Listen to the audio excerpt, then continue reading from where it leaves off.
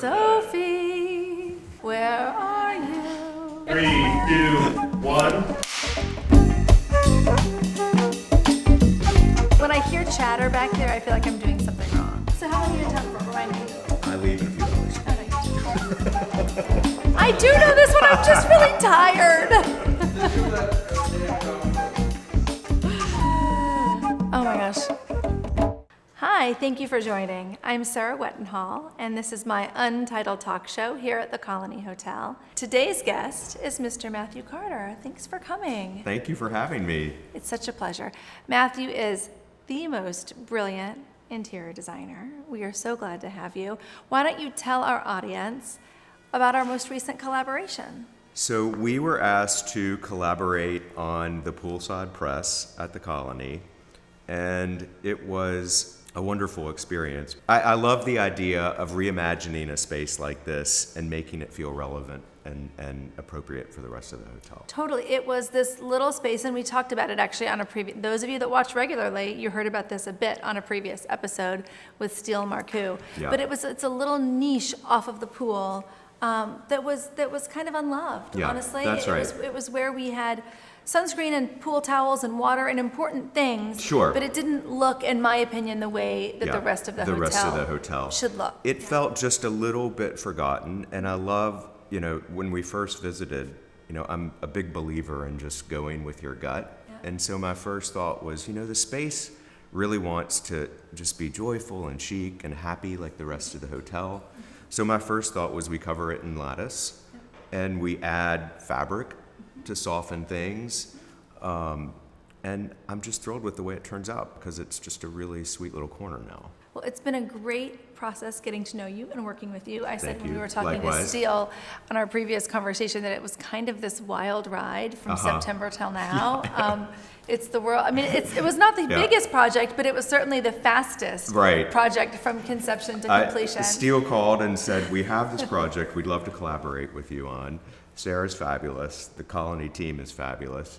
We'd like to start tomorrow, yeah. And can you have it done by the end of December? Well, we went from our first date to getting married very That's quickly. Right. Very quickly. Like all good relationships do. Yes, so exactly. It's been a blast to get to know you, and I want our viewers to know you like I have. So could you tell us, I'd love to hear a little bit about your background, how you ended up doing what you do, which is this, you have an incredible talent, but I think a special kind of niche in the world. So I'd like to hear how you got. So I was one of those rare kids that honestly just sort of always knew what I wanted to do. Interesting. From as long as I can remember. Okay. I was always really paying attention to houses and gardens and interiors and my friends' houses and grandparents. But it took a while for me to sort of understand it could be a career. And so I shadowed a design firm in high school, and I was like, this is it. Like, this is what I want to do. I love it. And so I just never stopped. So where did you go to school? I went to University of Kentucky. You did, and you were raised in Kentucky? I was, and I still live there. And so we divide our time between Lexington, Kentucky, and Harbor Island, Bahamas. Okay. Like I have this divided personality, I guess. But that's kind of great. I think there's beauty in that. I mean, I always say I have two lives as well. I'm a New Yorker that has this business in Florida and have roots in Palm Beach. But I also live, kind of a double life. Exactly. And which is fun. There's beauty in that. And I think those of us that are creative, that fuels our creative energy. Yes. But how does a Kentucky boy end up in the Bahamas? Did your family vacation in the Bahamas? No, never. Why the Bahamas and not, I don't know. It was funny. It was funny. So I had a friend almost 25 years ago that called and said, hey, we're going to a little place called Harbor Island. Would you like to go? And I said, sure. I'd never heard of it. No. And so we went, and Harbor Island has, it's a process to get there. You fly, and then you land in Eleuthera, and then you take a taxi, and then you take a water taxi. So the whole thing, I was just like sort of enthralled by. Like that was it. You were sold. I was just totally sold. Okay. And so we bought a house there 8 or 9 years ago, and it's been a second home ever since. So when you're not in the Bahamas, where are your projects? Are they primarily in the South? Are you working all over? We're sort of working all over. My business has always been primarily residential, but in the last 5 or 6 years, we have done a number of clubs, and I think it's really great fun.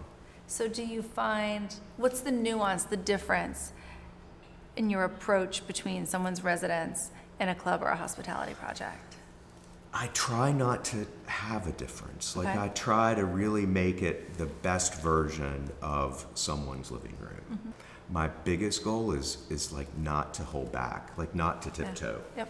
You know? Yeah, it's You true. know? And I think that's the beauty of a club or a hospitality or a commercial project. In a lot of ways, we were Yeah. saying it. I was on a panel yesterday talking about hospitality design and saying it's really great to have a project that that no one's buying it. Yeah. They're renting it. Yeah, exactly. So you can do things, in hospitality or in clubs where it's like, great. Like you're gonna go home to something else. You're gonna go home to your taste. Right. So why don't you stretch a little bit?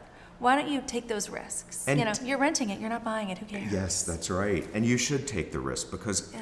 it pays off. It's fun. It's fun. That way here. Let's cheers to taking a Oh, risk. cheers. Absolutely. I like it. So now is the part where we get to ask each other trivia Okay. questions All right. in honor of Monday night's trivia night at the Colony. Just right. as a reminder to all of you watching, one of the questions between Matthew and I will be on next Monday's trivia night at the Colony. So those of you going in person, listen carefully because you'll have a leg up. You're my guest, so please go first. Okay. Who was the first person to step on the moon?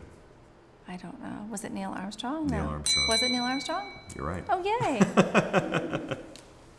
Okay, we're going to start with this one because it's a Kentucky-related question. Okay. Which flowering tree is commonly found in Kentucky horse farms and features brilliant white blossoms? The magnolia tree. The cherry tree. I have a pet dog, and so it's a dogwood. Oh, a dogwood. Of course. And I have like 6 dogwoods at home. So Well, there you I go. should know that. It's okay. Okay, you're up. What's next? Okay. What hotelier is credited with starting the Ritz-Carlton in the early 1900s? Oh, I'm supposed to know this one, but I don't know. I mean, not to be boring, but I really just don't know. You could tell me. Cesar Ritz. It is Cesar Ritz. There you Yeah. go. There you go. Which Kentucky-born actor starred in Oh Brother, Where Art Thou and The Descendants? Josh Hopkins.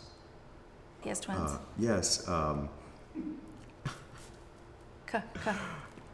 George Clooney. There you go. You nailed it. Look at you, looking brilliant every step of the way. Something like that. Something like that. Okay, you're up. Okay. Who painted the Mona Lisa? Help me. I know the answer to this. I was going to say Leonardo DiCaprio, but The it's Da not. Vinci, because it's the Da Vinci Code, which is the book, and it's Leonardo da Vinci. And I know all of this, but when you're in your 40s, things start happening to your brain. Yeah. And, I hear you. And those of you that are under 40 will learn someday things happen to your brain when you get old. It has nothing to do with the bourbon. Which Taylor Swift song mentions a long have list no of idea. ex-lovers? A blank space, which is Okay. my brain I apparently. am the worst. It's refreshing. Which southern city is home to the Biltmore Estate, one of the largest privately owned homes in the U.S.? Asheville, right? That's right. Yeah. So this is a new thing we've started just this season. Okay. We're asking the audience a question. So this is for you guys watching at Oh, I home. love it. I'm going to ask you a question. The first person to answer correctly on comments wins a Colony Map t-shirt and a coffee traveler. So I wish you the best of luck. The question is, what is the most common name in the world? It's a tricky one. Interesting. And the answer will surprise you. I'm just going to give you that. Here, do you want to see? Yeah, I do. Okay, awesome. Well, thank you for joining today. Thank you, Matthew, Thank for joining. you, Sarah. This has been so much fun. This was a pleasure. I Hopefully loved you'll it. call when you come back to Palm Beach Absolutely. next time. I can't wait. Or you'll invite me to your house in Harbor That's Island. right. Wink, Even wink. better. I love it. Thank you for joining. Please make sure to subscribe for future episodes and hit the like button. And Matthew, where can people find you? At Matthew Carter Interiors on Instagram and MatthewCarterInteriors.com. Thanks again, and thank Thank you you. for joining. Until next time.